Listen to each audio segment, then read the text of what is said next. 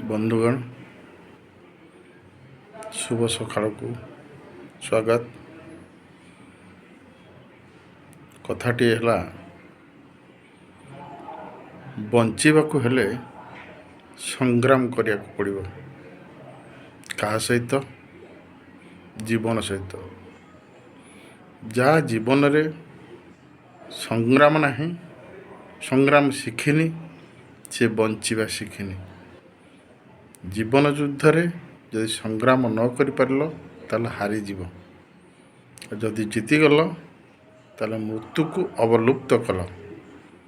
ମୃତ୍ୟୁକୁ ଅବଲୁପ୍ତ କରିବାକୁ ହେଲେ ଜୀବନ ବିରୁଦ୍ଧରେ ସଂଗ୍ରାମ କରିବାକୁ ହେବ। ତାହେଲେ ତୁମକୁ ଏ ଧର୍ମ ରାଜ୍ୟରେ ପଶିବାର ଅଧିକାର ସୃଷ୍ଟି ହେବ। ମୃତ୍ୟୁକୁ ଜୟ କରିବ। କିପରି କେଉଁ ଭାବେ? ତୁମେ ସର୍ବଦା ସଚ୍ଚୋଟ ସତ୍ ମାର୍ଗରେ ଚାଲିବା ଦରକାର। ସତ୍ କଥା କହିବା, ସତ୍ୟକୁ ଅବଲମ୍ବନ କରିବା, ଏହା ଜୀବନର ମୂଳ ଲକ୍ଷ୍ୟ ହେବା ଦରକାର। ତାହେଲେ ବଞ୍ଚିପାରିବାର ବାଟ ତୁମ ପାଇଁ ସୁଗମ ହେବ। ଛୋଟବେଳେ ଆମେ ପଢ଼ିଥିଲେ, ସତ କହିବାକୁ କିଆଁ ଡରିବି, ସତ କହି ପଛେ ମଲେ ମରିବି। ଏହାର ଅର୍ଥ କ'ଣ ବୁଝିଥିଲେ? ଆମକୁ ମିଛ କହିଲେ ଦଣ୍ଡ ମିଳୁଛି ଏବଂ ସତ କହିଲେ ତ ଦଣ୍ଡ ମିଳୁନି।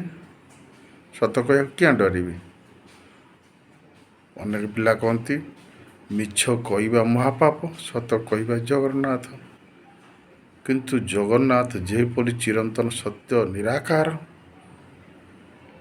ତେଣୁକରି ସେଭଳି ସତ୍ୟ କହିବାକୁ ଆମେ କହୁ ସତ କହିବା ଜଗନ୍ନାଥ। ମିଛ କହିବା ମହାପାପ, ଅର୍ଥାତ୍ ମିଛ କହିଲେ ଆମକୁ ଦଣ୍ଡ କଥା ବୁଝୁ, କିନ୍ତୁ ଗୋଟିଏ ମିଛ କହିଲେ 1000 ମିଛର ଆଶ୍ରୟ ନେବାକୁ ହୁଏ।